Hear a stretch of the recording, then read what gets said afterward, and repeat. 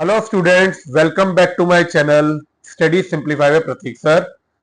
I hope आप सब लोग बहुत बढ़िया हैं और बहुत अच्छे से आपकी पढ़ाई चल रही है। तो बच्चों, जैसा कि हमने लास्ट लेक्चर में समझा कि इंटीग्रल्स क्या होते हैं और हम लोग इंटीग्रल कैलकुलस को स्टार्ट किया था, तो आज हम लोग स्टार्ट करने जा रहे हैं एक्सरसाइज 7.1। देखो बच्चों, मैंने पहले भी मैं मेंशन किया और अभी फिर से मेंशन कर रहा हूं कि इस चैप्टर पे आपके आगे के दो चैप्टर 8 और 9 वो दोनों बेस्ड है। तो आप जितना अच्छे से इस चैप्टर को साथ ही साथ लेक्चर को फॉलो करोगे, अगर आपने पीछे के कॉन्सेप्ट नहीं समझे तो आप एक बार पीछे के लेक्चर मैंने प्लेलिस्ट में दिए हुए हैं, उनको कवर कर लीजिए।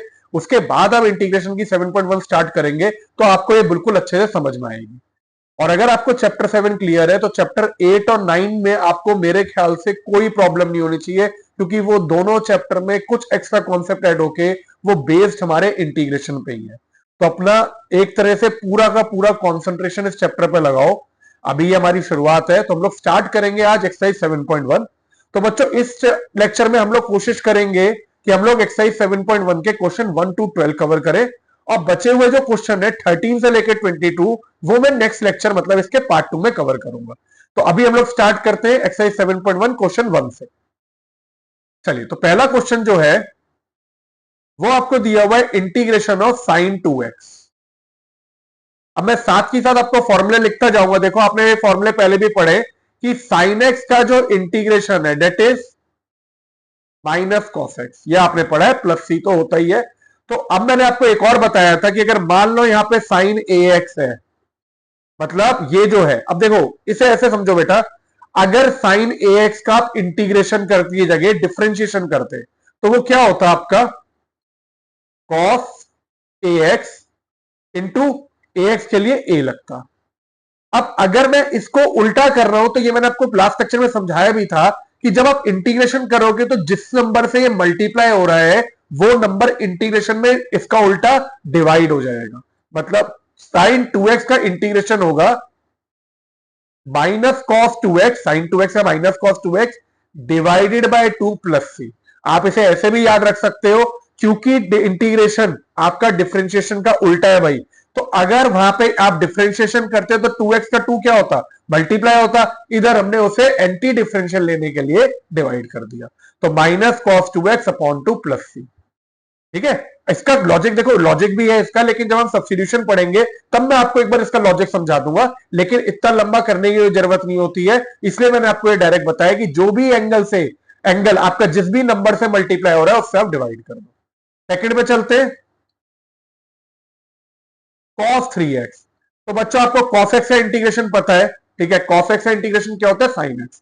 तो यही सेम लॉजिक से cos 3x क्या हुआ, sin 3x। क्योंकि यहां पे जो नंबर है डेट इज 3, तो मैंने नीचे जो डिवाइड किया डेट विल बी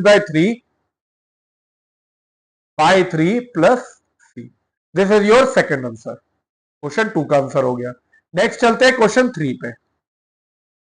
क्वेश्चन 3 पे देखो, e की पावर 2x इंटीग्रेशन का साइन डाला। अच्छा, यहाँ पे dx और डाल देना सब में, dx वो अपने आप लिख दिया करो, e की पावर 2x dx। अब e की पावर x का इंटीग्रल क्या होता है, क्या पढ़ा है आपने, ई की। बच्चों देखो, फॉर्मूले याद होने चाहिए, बस आप लोगों से एक ही रिक्वेस्ट है, फॉर्मूले याद रखो, क्योंकि यहाँ पे जो बेसिक फॉर्मूले हमने पढ़े वो जरूर यूज होंगे। ई की पावर एक्स का इंटीग्रेशन ई की पावर एक्स होता है, तो मैंने कहा यहाँ पे ई की पावर 2x है, सेम लॉजिक से ई की पावर 2x, क्योंकि 2 से मल्टीप्लाई हो रहा है तो डिवाइडेड बाय 2 प्लस सी। तो इन तीनों में आपने एक ही चीज सीखी कि जिस भी नंबर से आपका क्या कहते हैं ये चीज मल्टीप्लाई हो रही है, उससे आप कांस्टेंट को डिवाइड हो जाता है। ठीक है, नेक्स्ट चलते हैं हम लोग फोर्थ पे। फोर्थ है आपका ए एक्स प्लस बी का होल स्क्वायर।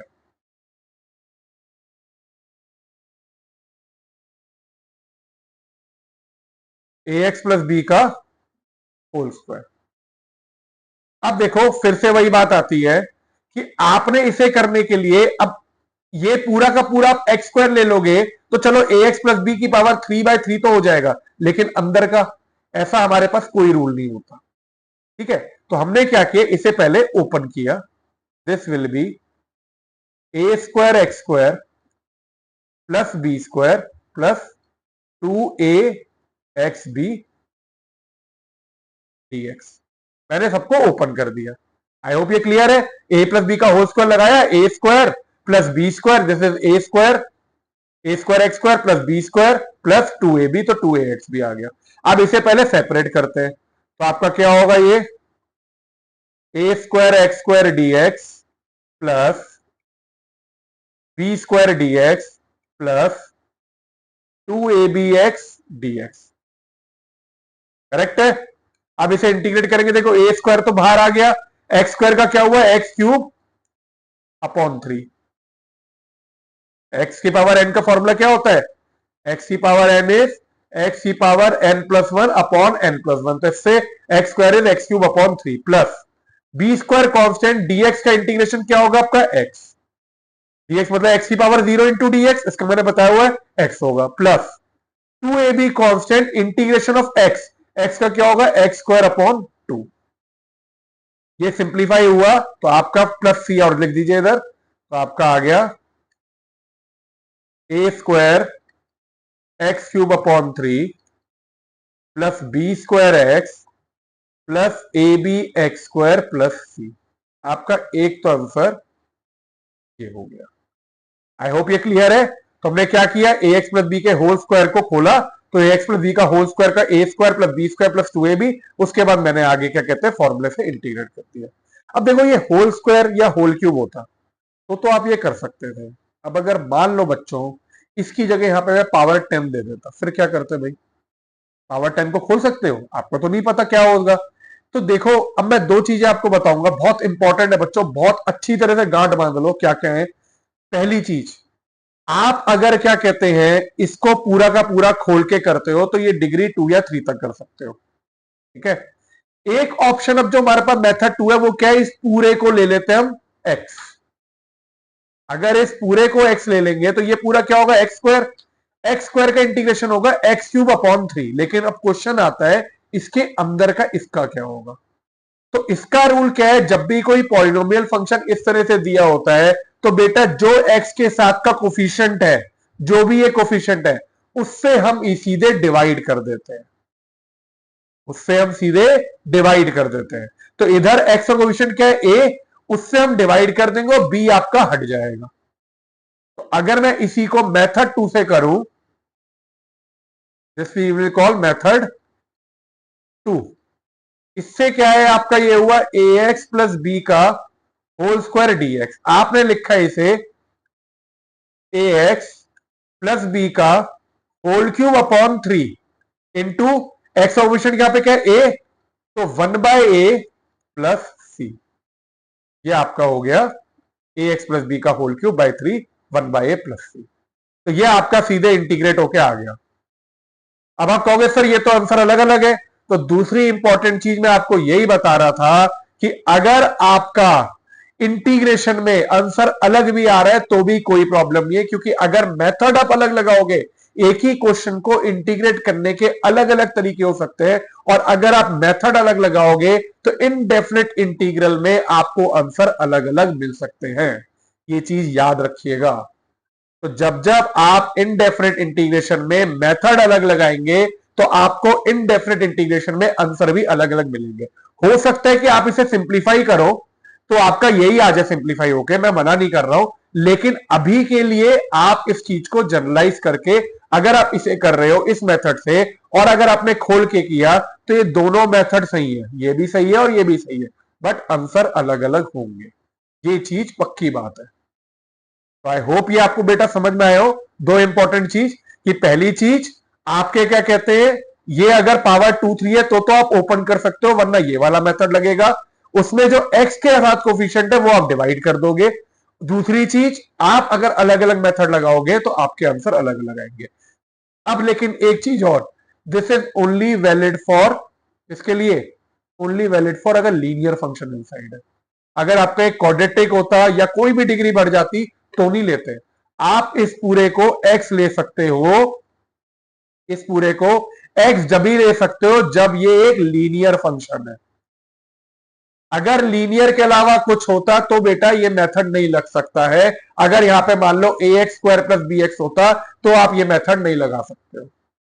ये भी एक रूल है, आप रूल कह लो या वही कह लो, यही मैं छोटी छोटी चीजें जो मुझे आपको समझानी है साथ में क्वेश्चन के। तो तो बच्चों आई होप आपको ये दोनों मेथड क्लियर है क्वेश्चन 4 के लिए। अब हम लोग चलते हैं क्वेश्चन 5 पे। देखिए क्वेश्चन 5 में आपको दिया है साइन 2x माइनस 4e⁻3x। चलिए अब इसे करते हैं।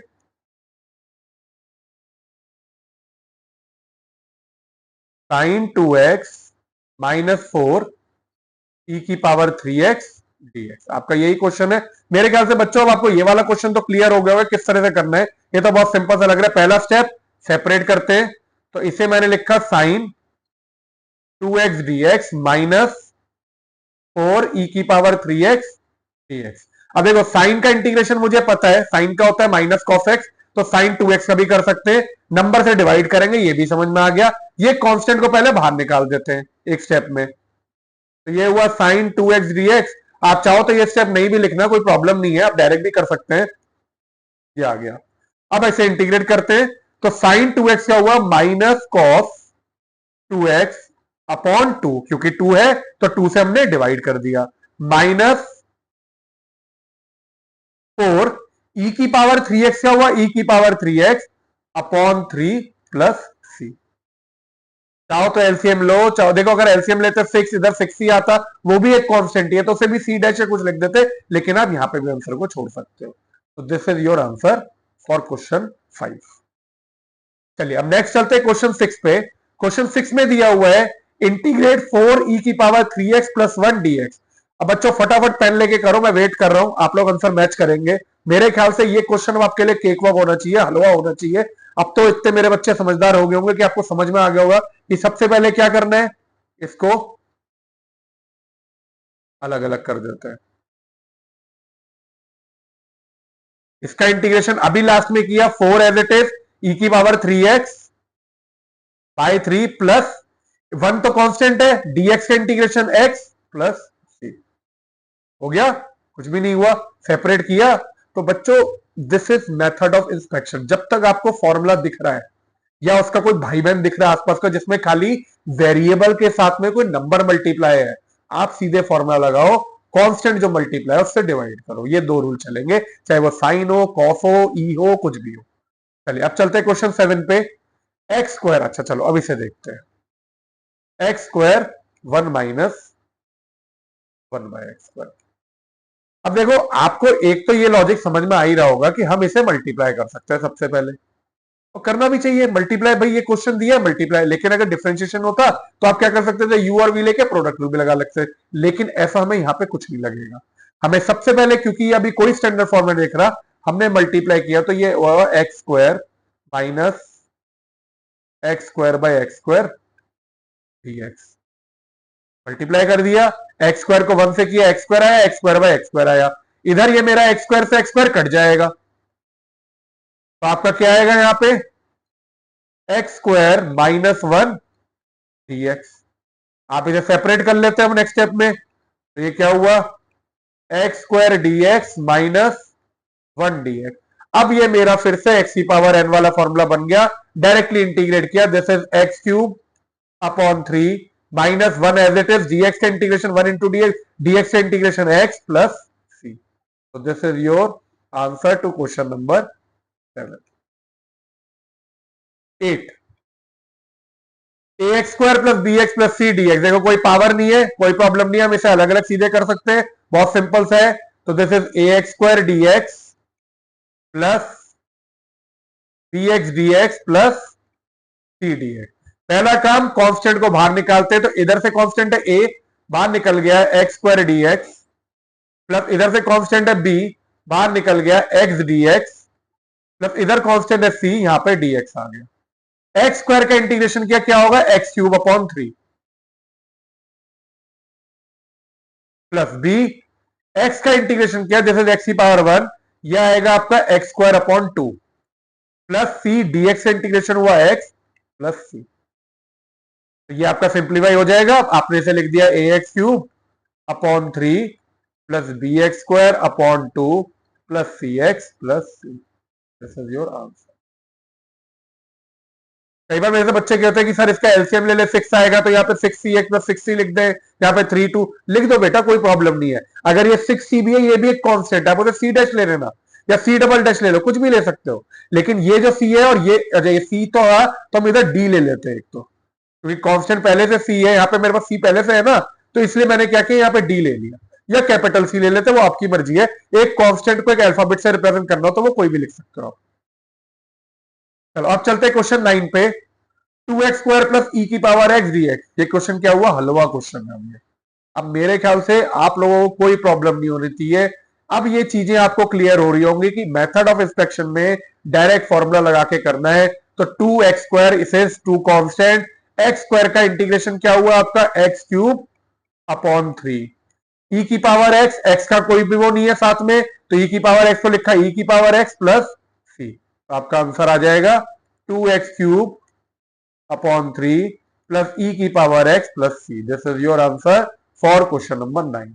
तो मेरे ख्याल से अब आपका इंटीग्रेशन का बच्चों बेस आई होप बैठ रहा हो, आपको समझ में आ रहा हो कि अगर क्वेश्चन मुझे डायरेक्ट दिख रहा है, विथ फॉर्मूला दिख रहा है, जिसके लिए वो फॉर्मूला याद होने चाहिए, x की power n sine x cos x, ठीक है, e की पावर x, a की पावर x, 1/x, इन सबके फॉर्मूला आपको याद होने चाहिए। उसके अलावा sec स्क्वायर x आपने जो पढ़ा था, cos x स्क्वायर x, ये सारे तो बाय डिफॉल्ट आपको याद और होने चाहिए। तो जितने फॉर्मूले हमने पढ़े वो बस याद रखिएगा और सब चीजें अपने आप हो जाएंगी। अगला चलते हैं क्वेश्चन 10। ओहो, अब ये क्वेश्चन देखो थोड़ा है ट्रिकी।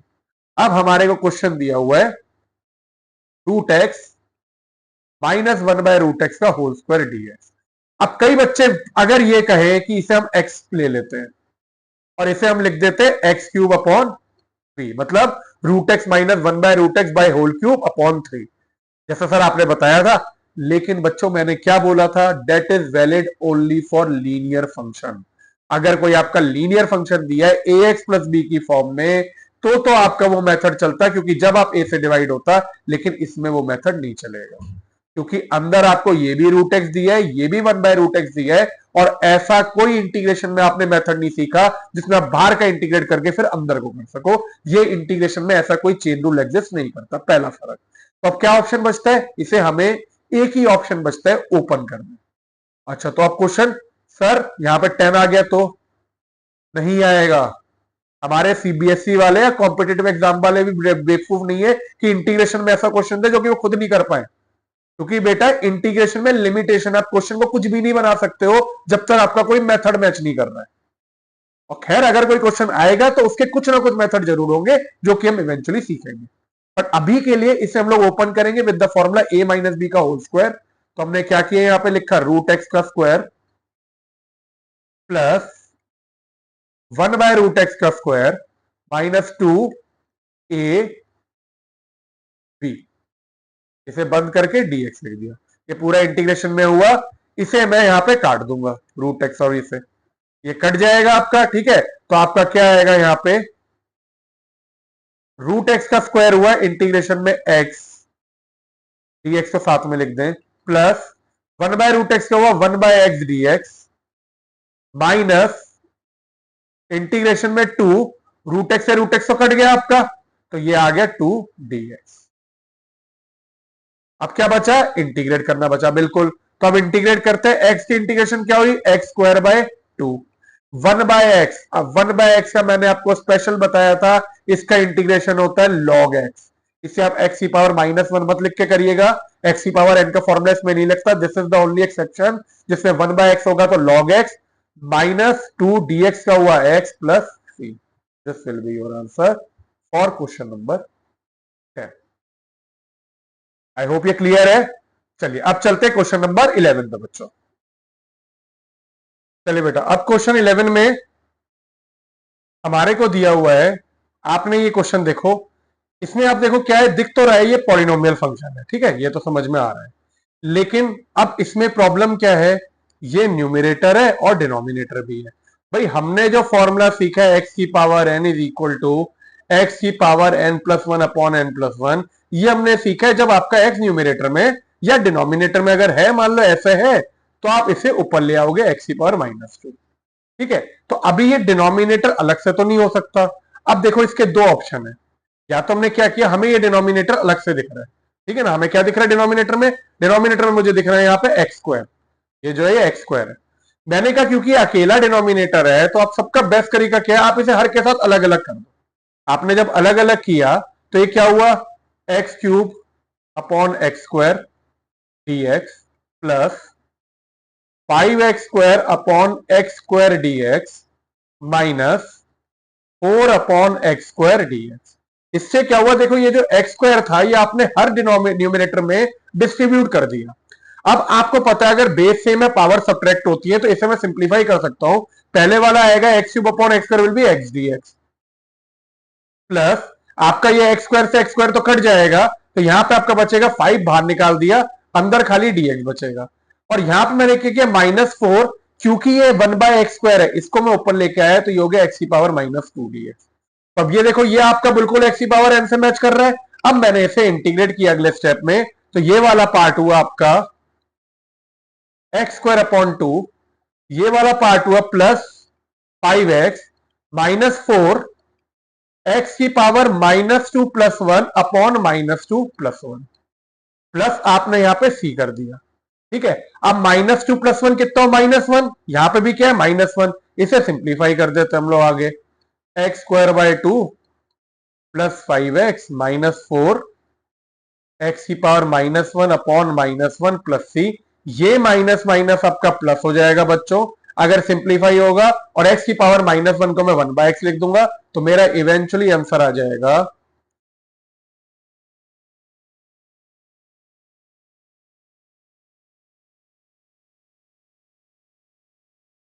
x²/2 प्लस 5x, ये माइनस माइनस प्लस 4, x की पावर -1 को नीचे लगे अपॉन x प्लस c। तो दिस इज योर आंसर और क्वेश्चन नंबर 11। अच्छा अब देखो इसके अलावा कोई और आइडिया, मान लो ये सेपरेट करना नहीं समझ में आता, तो देखो मैं कुछ अलग नहीं बता रहा हूं, कोई मेथड भी अलग नहीं है। आप एक तरीका और कर सकते थे, आप x की पावर 2 को अगर ऊपर ले जाते और इसे मल्टीप्लाई करने के लिए, तो आप इस क्वेश्चन को ऐसे भी लिख सकते थे, और आपका क्वेश्चन है x³ + 5x² - 4। आपने क्या किया, जो x² था इसे आप ऊपर ले गए x की पावर -2 dx।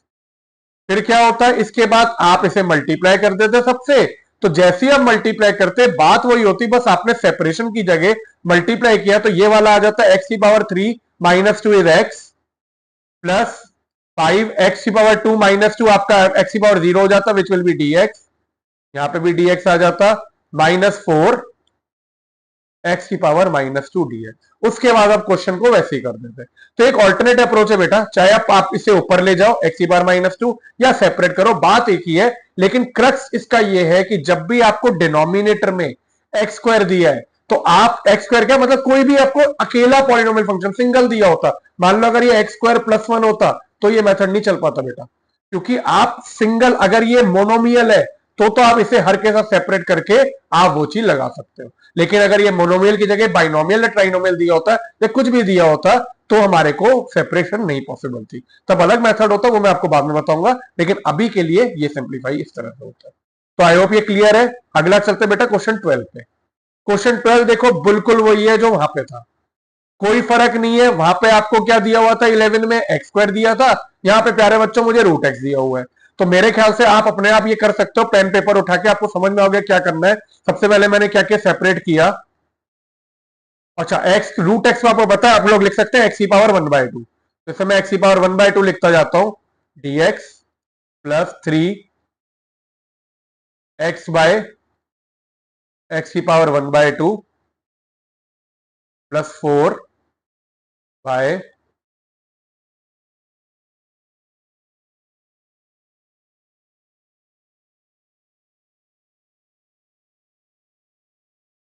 x की पावर 1/2 dx।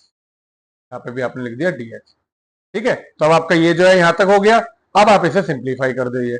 तो पहले में क्या होगा, देखो बेस सेम, पावर सब्ट्रैक्ट होगी, तो x की पावर 3 - 1/2, मैं ओरली भी कर सकता हूं, चलो ओरली कर लेते हैं। 3 - 1/2 कितना होगा आपका 5/2 होगा बच्चों। 3 - 1/2 तो आपने यहां पे लिख दिया 5/2 dx प्लस 3 बाहर ले लो, x की पावर 1 और ये 1/2, 1 - 1/2 विल बी 1/2, तो ये आ गया x की पावर 1/2 dx प्लस इधर से 4 बाहर लिया, अंदर आएगा x की पावर -1/2 dx। ये आपने सबको एक्स की पावर एन में ले आए, अब इसे इंटीग्रेट करके हम लोग सॉल्व कर देते हैं। तो पहले में आया एक्स की power 5/2 plus 1 upon 5/2 plus 1 plus 3 x की power -1/2 plus 1 -1/2 plus 1 plus 4 x की पावर -1/2, ये अच्छा ये 1/2 है, माइनस नहीं है पहले वाले में, इसे हम, ये गलती हो गई, ये 1/2 है, अगला -1/2 है, -1/2 प्लस 1 अपॉन -1/2 प्लस 1। अब सिंप्लीफाई करना है बस, और कुछ नहीं बचा हमारे को, तो हमने इसे सिंप्लीफाई किया। पहले में 5/2 प्लस 1 विल बी 7/2, एक्स की पावर 7/2 अपॉन 7/2 प्लस 3 एक्स की पावर 3/2 अपॉन 3/2 प्लस 4 एक्स की पावर -1/2 प्लस 1 होगा आपका 1/2 अपॉन नीचे भी आ गया 1/2। अब इसे 7/2 को मैंने लिख दिया 2/7, ये सब मैंने बता रखा आपको कि ये उतर जाएगा 2/7 प्लस 3 इंटू 2/3 एक्स की पावर 3/2 प्लस 8 एक्स की पावर 1/2 प्लस सी। ये प्लस सी तो सब में लिख दीजिएगा, ठीक है, ये कट गया। अब सिंप्लीफाई करके मेरा आ गया 2/7 एक्स की पावर 7/2 प्लस 2 एक्स की पावर 3/2 प्लस 8 एक्स की पावर 1/2 प्लस सी। तो this is your answer eventually for question number 12। तो बच्चों ये थे हमारे क्वेश्चन 1 to 12। हम लोग इस लेक्चर को यहीं पे खत्म करते हैं। This was part 1 of exercise 7.1। I hope आपको ये चीजें क्लियर हुई हो बच्चों। बहुत सिंपल सा है मेथड ऑफ इंस्पेक्शन। अगले लेक्चर में हम लोग करेंगे बचे हुए 7.1 के क्वेश्चन। और बच्चों इस एक्सरसाइज को एक बार खुद प्रैक्टिस करिएगा। नहीं समझ में आए कुछ भी, व्हाट्सएप नंबर दिया है, feel free to message me, I will clear your doubt as soon as possible.